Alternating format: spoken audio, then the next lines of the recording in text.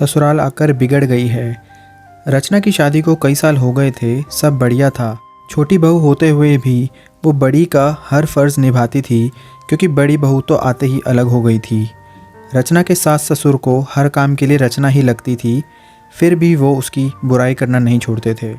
और सबसे बड़ी बात, बुराई भी अक्सर उसके ही परिवार वालों से करते थे, जो रचना को बचपन से जानते थे, या फिर रचना के सहेलियों से, या खुद के मायके वालों से।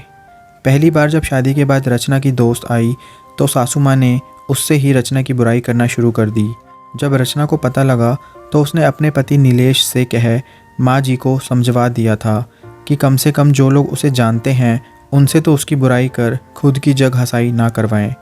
पर उन्होंने ना सुनी, बल्कि और ये आदत ही बन गई थी।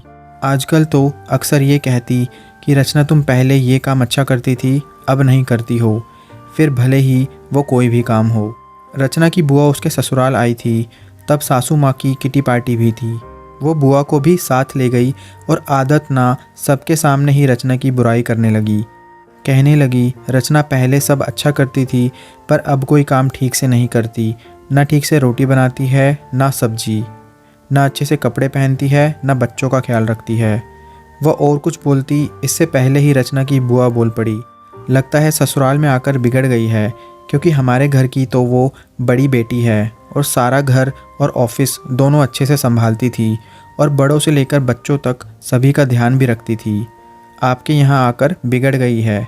ऐसा कीजिए, महीने 2 महीने जमाई सा के साथ उसे मायके भेज दीजिए, हम सुधार कर भेज देंगे।